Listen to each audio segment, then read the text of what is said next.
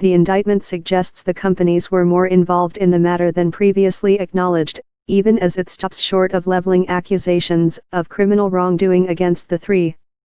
Manafort and Gates, meanwhile, face 12 felony counts, including money laundering, conspiracy, and acting as unregistered foreign agents.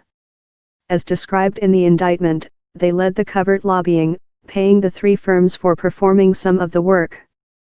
Podesta stepped down from his namesake group following the indictment. His former partners are scrambling to recreate the firm under a new name and preserve its client base. His brother, John Podesta, ran the Clinton campaign.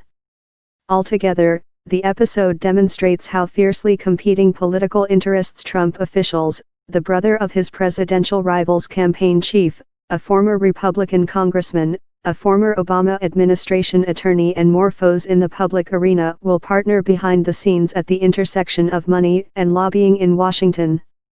In his campaign, Trump called that intersection the swamp and promised to drain it.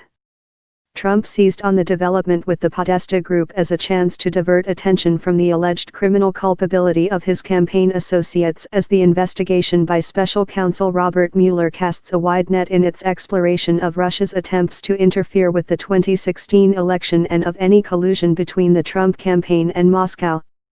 The biggest story yesterday, the one that has the Dems in a dither, is Podesta running from his firm, the president tweeted. The other firms involved in the criminal case against Manafort and Gates are Mercury Public Affairs, a venerable Republican lobbying firm whose Washington office is headed by former Republican Congressman Van Weber, and prominent law firm Skadden, ARPs, Slate, Meagher and Flom LLP, known as Skadden ARPs. Mueller's indictment focused in part on Manafort's and Gates' relationship with the firms and federal requirements requiring lobbyists for foreign governments to register with the Justice Department and disclose their activities. This is a textbook example of undisclosed lobbying, said Joe Sandler, a Washington lawyer and expert on the U.S. Foreign Agents Registration Act, a Nazi-era law intended to reveal foreign influence in the U.S. If there's reason for you to think that the shots are being called by a foreign agent, there are disclosure rules. Mercury was cited in the indictment as Company A, and the Podesta Group was cited as Company B. Skadden ARPs was cited in the indictment but not by name. The indictment said the firms were paid from accounts controlled by Manafort and Gates in Cyprus, the Grenadines, and elsewhere. I don't remember any call in which either Gates or Manafort was on it, Weber said then. But according to the indictment, Manafort and Gates participated in weekly phone calls with the lobbying firms Podesta Group and Mercury and routinely delivered orders to both.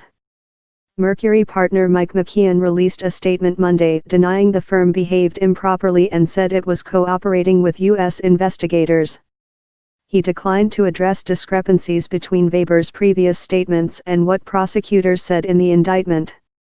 Unlike Mercury, Podesta's firm acknowledged Gates' substantive involvement in the work earlier.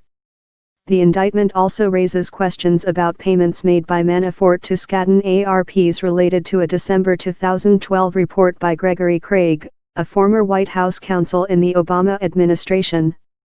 The report played down the political motivations behind the Ukrainian government's imprisonment of Yulia Tymoshenko, an opposition leader widely viewed in Washington as a political prisoner. The initial payment by the Ukrainian government for the 2012 report was only $13,000. But in June, after the matter came under public scrutiny, the law firm returned $567,000 to the Ukrainian government, saying the money had been prepaid for work it never performed. Now, the indictment puts the cost for the report at $4 million and says the money came from Manafort and Gates. Manafort and Gates used one of their offshore accounts to funnel $4 million to pay secretly for the report, the indictment said. Neither Craig nor the head of Skadden ARP's office in Washington responded to email and phone requests for comment.